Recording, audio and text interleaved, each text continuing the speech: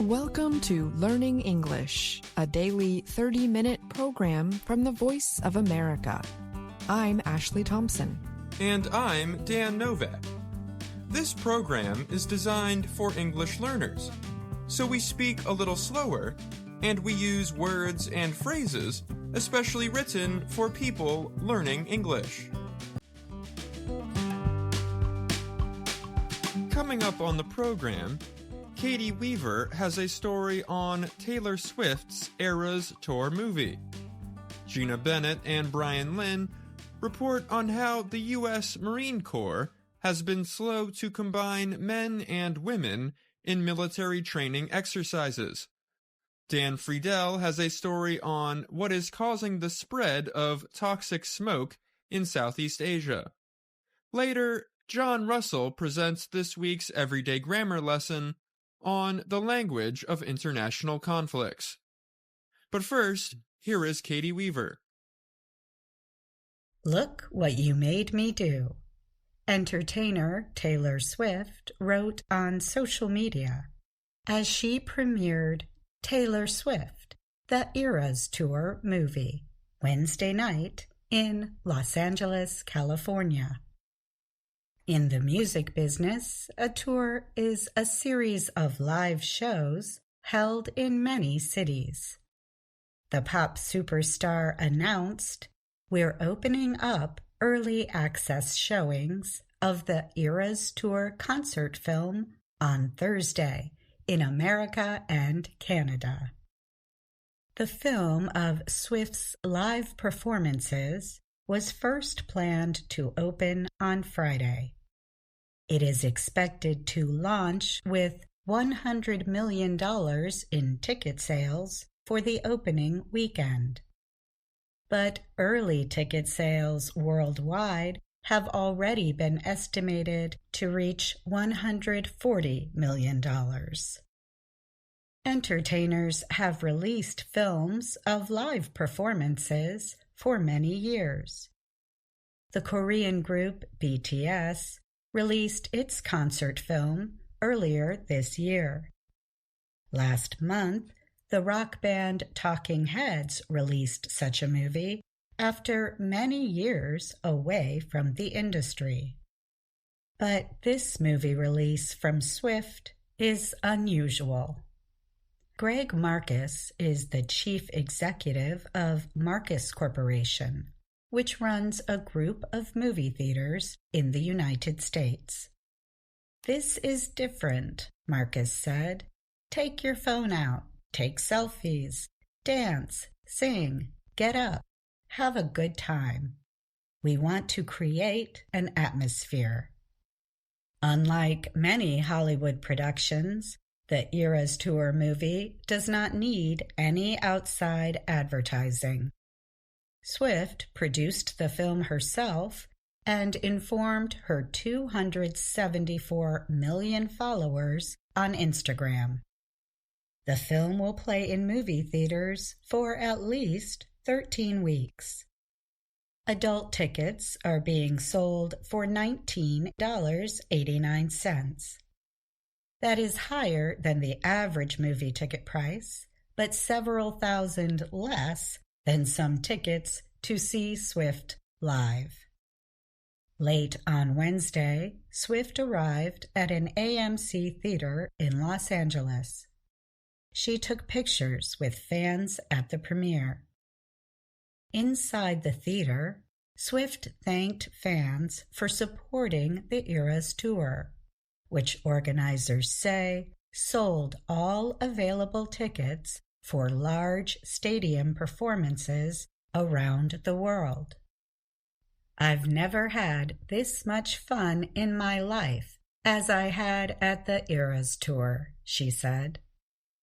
Swift is returning to the ongoing Eras Tour next month, with live performances planned in Argentina and Brazil. After that, the tour will head to Japan, Australia, Singapore, and several countries in Europe. I'm Katie Weaver.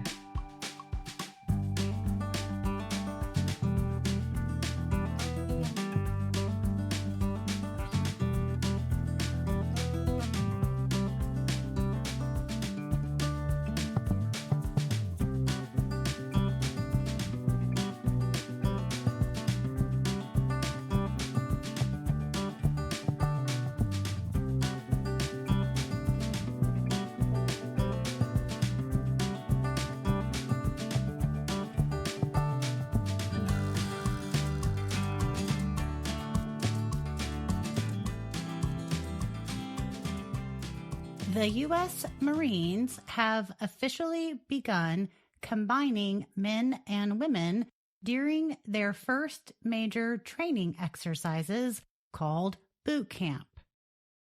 But so far, military leaders appear to be moving slowly to fully join the two sexes together during all training activities.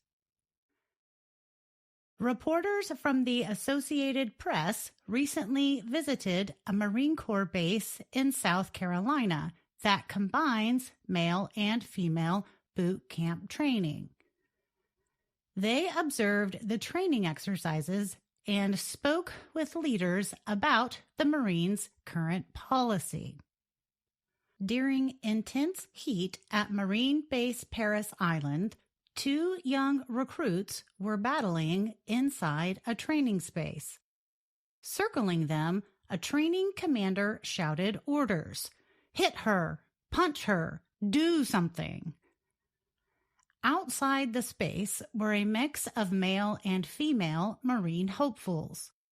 The recruits are appointed to one of the mixed-sex companies or large military groups. The Marine Corps is moving slowly and at times unwillingly to combine training men and women at boot camp, the Associated Press reports. Sometimes the joint training has been successful, other times not. In the training space, men and women are together while completing timed physical exercises or practicing firing guns. But the line of recruits around the swimming pool outside presents the opposite. There, companies are broken up into smaller groups called platoons. The platoons remain separated by sex. As the recruits line up, there is a small group of women standing at the front with groups of men behind them. The boot camp training methods suggest Marine Corps leaders still intensely believe there must be some separation in training. It has been nearly 8 years since the Defense Secretary at the time ordered all fighting-related jobs open to women. But the Marine Corps just deactivated a training unit at Parris Island this summer. The unit was created in 1986 to accept women. Many Marine Corps officers forcefully defend the training separation. Some leaders have strongly expressed the belief that women can grow more confident quickly if they are not directly competing with often larger or stronger males. Under pressure from Congress, the Marine Corps changed the unit for women into a mixed-sex group in recent years. It then officially deactivated it in June. The remaining recruit companies are either mixed-sex or all-male. Inside the pool, men and women struggle side by side, jumping into the water and swimming to the other end. Boot camp trainers are also a mix of men and women. They stand on the edge of the pool, ready to throw a float or jump in if needed. But outside, an all-male group of recruits moves through the woods. The individuals drop to move forward on their hands and knees across a stretch of burning hot sand. A second group training outside also includes no women. General Walker Field, who leads Marine Base Parris Island, told the AP he believes keeping the platoons separated by sex is an important part of forming successful Marines. Field explained that the Marine Corps has established proven training methods over the years. part of this process involves breaking down recruits and then building them back up as successful team members. Field argued that the platoon model is especially important to that success. Field said keeping platoons all male or female permits leaders to provide exactly what is needed for each group when they are together in the evenings. He added that being the same sex at the platoon level also makes it easier for leaders to make the best training decisions at all times. Lieutenant Colonel Aixa Donez is one female Marine officer who strongly supports a continued separation. Donez served as the last commander of Paris Island's women-only unit before it was deactivated this year. She was also a recruit there and says about the experience, "I can't imagine it having gone any other way." Sergeant Maria Torres is a training commander. She told the AP she thinks combining companies is a necessary first step, but expanding it to the platoon level might have poor results, so we'd have to start small, Torres added. But many people disagree. They say keeping platoons separate only reinforces the idea that women are not considered equal and should be treated differently. Erin Kirk is a former Marine sergeant who went through the separated training in 2010. She remembers how male recruits looked down on women in the unit, with some even criticizing the females and calling them names. The split, she said, divided them into male Marines and female Marines. She believes that shaped how the men saw the women. It made it more difficult for them to work together as they moved along. It made you feel like you weren't part of the team. It made it difficult to be seen as a real Marine, said Kirk, who served for 5 years. She believes mixed-sex platoons would be a good way for women to be seen as equals and not as other recruits. When asked about those issues, Lieutenant Donez disagreed that the separation presents problems for women. Our female platoons have been outperforming our male teams, and we have had more female company honor graduates than we have had male, she said. Some young female recruits spoke to the AP about the current recruitment process. Nicole Mamura said she chose to join the Marine Corps because she thought it was the hardest military branch. This recruit was looking for something bigger than herself, the 22-year-old added. Mamura is not concerned about the platoon separation, saying, "We're all going to be working together in the fleet." Another recruit, 19-year-old Nubia De La Torre, said she is proud to be a member of the second female platoon in her company.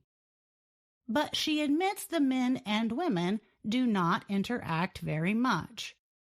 She said the females are not permitted to talk to the males. However, De La Torre said she believes women and men get the same training. In her case, she said she decided to join the Marines because she wanted to prove to myself that I could do something hard. I'm Gina Bennett. And I'm Brian Lynn.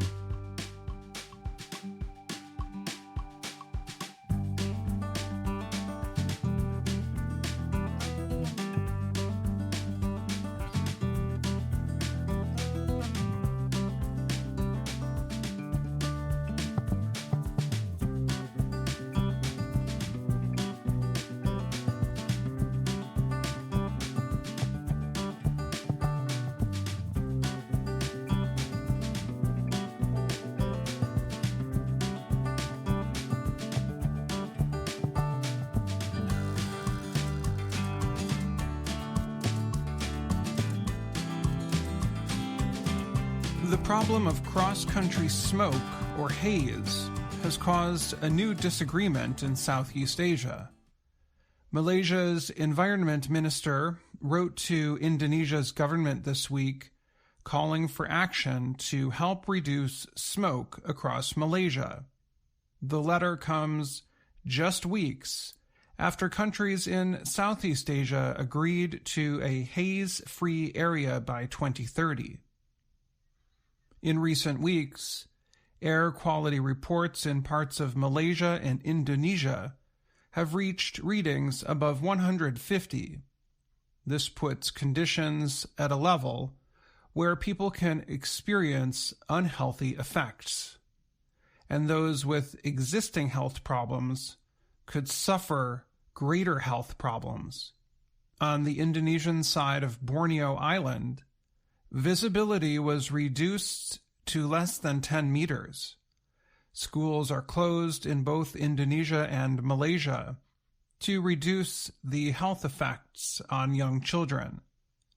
Malaysia has blamed the haze on Indonesia, saying smoke from forest fires is being pushed across the border. Every few years, during the dry season, smoke from slash-and-burn land clearing takes over much of the area. Slash-and-burn is a method in agriculture to cut down and burn plants to clear land for planting. This method is used to clear land for planting palm trees. Products from palm trees include oil, pulp, and paper. But this method threatens public health, education, and businesses like tourism. Even after Malaysia called on Indonesia this week to avoid normalizing the haze, Indonesian officials have denied any responsibility. Indonesia's environment minister, Siti Nurbaya Bakar, said recently that forest fires had decreased and no haze was found moving toward any neighboring country. She said, Indonesia has been dealing with the fires by dropping water bombs from helicopters. In the past, Indonesia has taken legal action against companies suspected of illegal burning. But each year, fires continue with different degrees of severity. In 2015 and 2019, Indonesia saw large fires that burned millions of hectares of land. It caused record-breaking pollution, and some places were surrounded by toxic yellow smoke. Under Indonesian law, burning by small local farmers is permitted, but it must happen on an area no greater than 2 hectares, and necessary prevention measures must be in place. All large farm holders must follow sustainable palm oil standards, which do not permit burning. The rules mean that slash-and-burn methods continue to be used by smallholder farmers. Additionally, following the guidelines is voluntary. Unclear supply chains, land claims, and laws mean that large companies can sometimes avoid responsibility for illegal land clearing. The large operations are sometimes owned by companies based in countries like Malaysia and Singapore. The Association of Southeast Asian Nations, ASEAN, recently launched a center for transboundary haze pollution control, known as ACCTHPC. Its aim is to help members prevent, deal with, and follow cross-country haze. The center is in line with ASEAN's agreement to reach a haze-free area by 2030. This week, ASEAN agriculture and forestry ministers also agreed to take collective action to reduce and eventually remove crop burning. Environmentalists say Indonesia is home to the world's 3rd largest rainforest area, and the government needs to take more action. the country is experiencing increased dry conditions because of a weather system called El Niño. Greenpeace Indonesia says climate warming is making forest and land fires more intense, which is adding to the climate crisis. I'm Dan Friedel.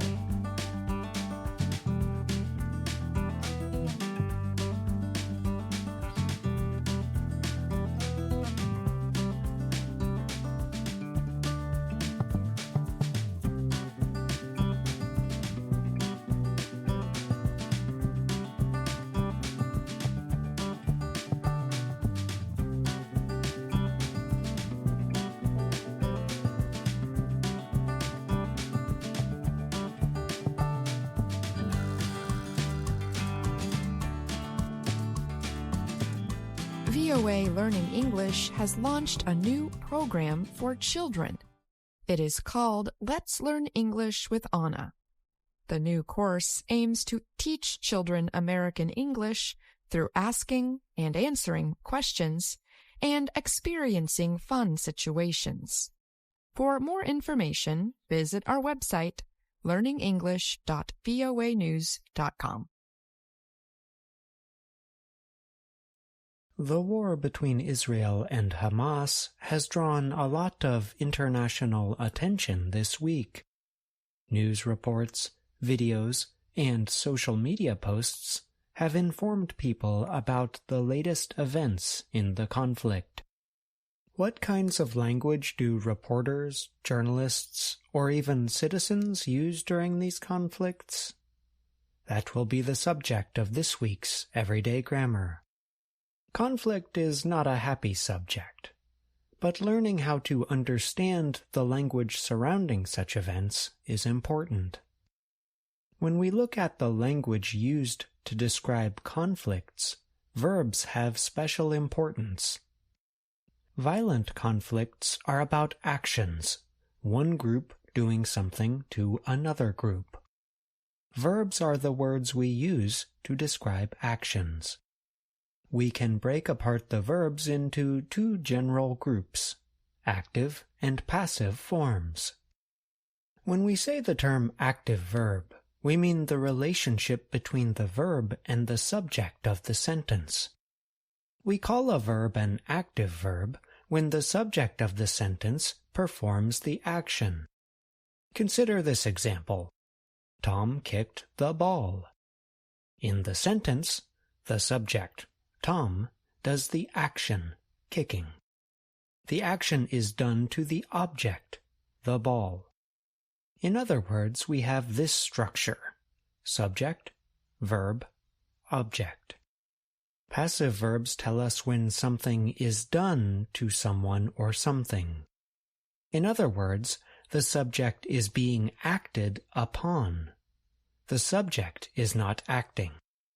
We make a verb passive by introducing the auxiliary verb be, putting the verb in its past participial form, and sometimes by introducing a prepositional phrase.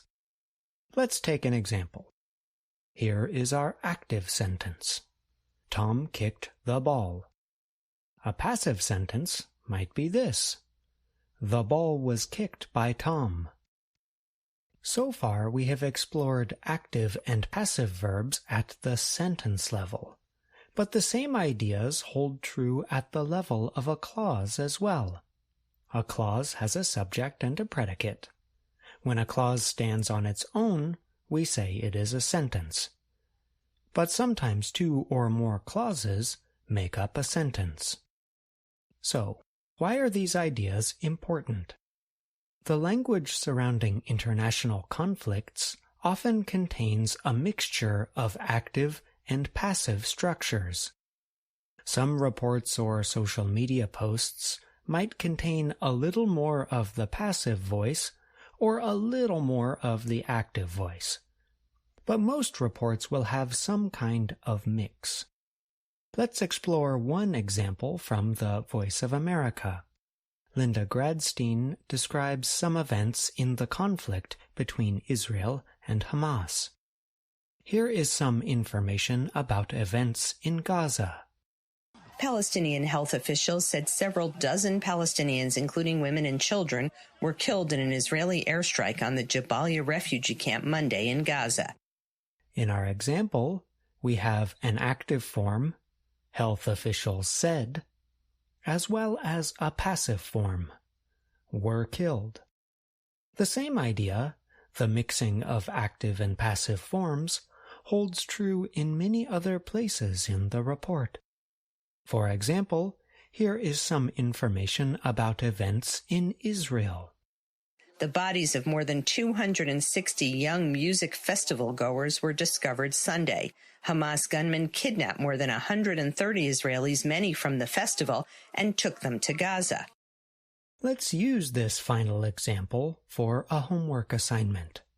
You just heard a mixture of active and passive structures.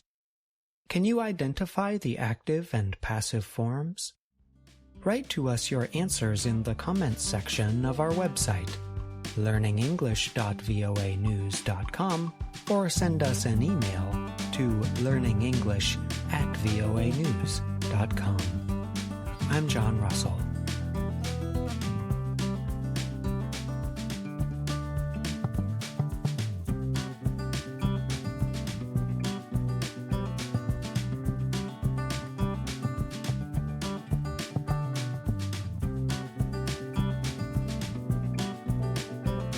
You just heard this week's Everyday Grammar lesson from John Russell. John joins us now to talk a little bit more about the lesson. Welcome back, John. Hi, Dan. Thanks for having me on the show. Your lesson today explores active and passive forms. Can we draw any more general lessons about why a person might choose the active form or the passive form when describing conflicts? The answer is a little complex. When we describe international conflicts, sometimes we use the passive form because we do not know who did an action. There is uncertainty surrounding who did what. The situation is changing and so on. But in other situations, we use the passive form even when we know who did an action. That's right. There are several possible reasons for this. First, there is style. Perhaps the passive voice seems like it might be a better choice for stylistic reasons. Second, some verbs might work better in the passive form in some situations. By that, I mean that some verbs might be considered more polite or sensitive if used in the passive form. Right. And there could also possibly be a source of bias in the writing or reporting. Absolutely. That's another possible reason for the passive voice. The passive voice can hide the agent of an action. That's a lot to think about, John. Thanks for coming on the show today. See you next time. And that's our program for today. Join us again tomorrow to keep learning English through stories from around the world. I'm Ashley Thompson. And I'm Dan Novak.